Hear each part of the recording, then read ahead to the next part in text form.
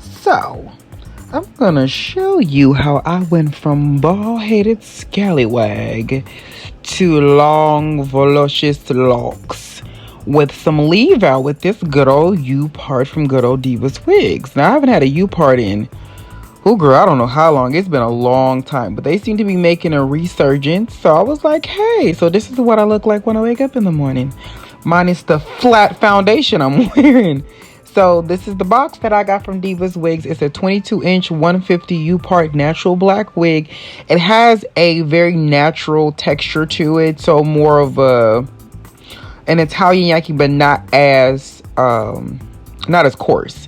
They sent me like 3 different options, and I picked this one because I felt like once I straighten my hair, this would be the closest to my natural hair texture. So you can see there is tracks in the back, all on the entire cap. I'm going to cut those pieces out. It has combs in it. I did take the combs out just because, you know. So let's start with the naps. The combs. So I did these test braids, which looked horrible because I was trying to figure out like, how am I going to do this? I know back in the day, like Tierra Monet, she would do this look a lot. She's not really a big fan of frontals, I know.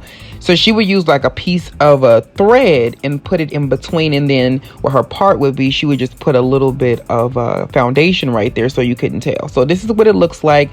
I just wanted to see kind of how my hair would blend with it, and also how long it was, where it hit on me, and what it looked like once you put a little bit of heat on it too, because the texture is beautiful, but it's not bone straight. So other side, there has no heat. This side had a little bit of oil sheen and some heat, and look how beautiful that is. So it still has a very thick luster, but it's not too thick. It still flows, it still moves. So I took these really dull scissors I had just to cut it out, so I wouldn't accidentally cut my hair, just to see kind of how it was. Now, one thing I will say that off the bat that I didn't like about this was the fact that they fold the track in the front over, which then intends to make the U part thicker in the front. I wish they would have, just like cut it. It would have been fine, but I get why they did it. I just personally didn't like it. So as you can see, I took some translucent thread and I went ahead and threaded it through my curved needle.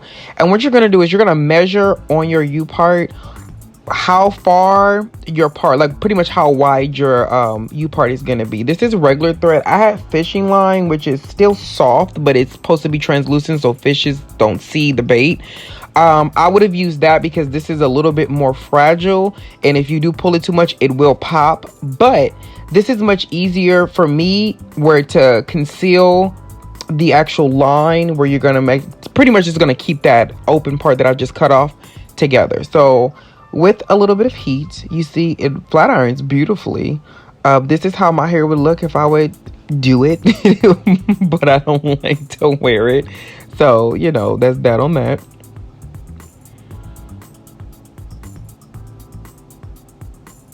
So you can see it still has texture to it, but it is still really beautiful, and it just has a real natural look to it. It looks like it's all mine. And it will help with your blending if your hair is more coarse and you happen to not want to put that much heat on it. This particular texture will definitely do you right to not have to be, especially every day.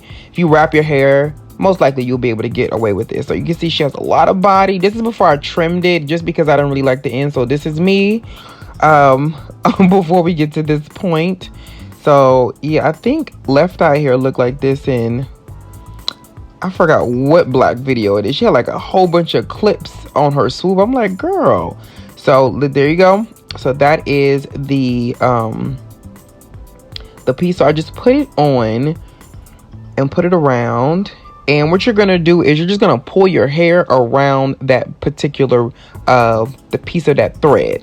So what you would do is you would then went ahead and trimmed her up. Feel like it looked a little bit better and a little bit more natural than having the just like kind of the natural look. I feel like this look a little bit more put together. So then you just pull your hair out. So you see I'm just pulling my hair from under where it was, and you just pull it over. And as you can see, you can't even see that there's an actual thread right there, because the hair has enough texture where you're not paying too much attention and it's not bone straight. But also, this also will be based on how tight you make the U part in the back. If you make it really tight, then the tension on that thread is going to start to dig into your scalp, which you don't want. So that's why I say you have to measure the front. But look how seamless that blends with Muriel's hair.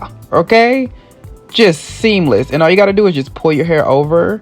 And so obviously the more hair that you have, the more natural this is gonna look. So I did the other side and just put a little bit of edge control here on the front, and that was pretty much it. I didn't really require too much of nothing, but it really looks like how some of my old when I used to get sew-ins, which is, girl, it's been like eons ago. I was like, oh my god, like this is amazing. But you see, like even my hair is a little bit more coarse than the hair, but if I was to put a little bit more heat on my hair, or if I didn't make that as straight, it would have been tip top. But I'm trying to keep, I don't wear my hair like this often, so I'm trying to keep as much hairspray and heat off of it as possible. But look at her, she's everything. She's a hot one, y'all. Like, what you thought? And it's easy for me to then just pull her off. So it's snug enough for me to wear, but it's also, as you can see, it still looks very natural once I put it on. I hope you guys like this, and I will catch you guys in my next one. Peace.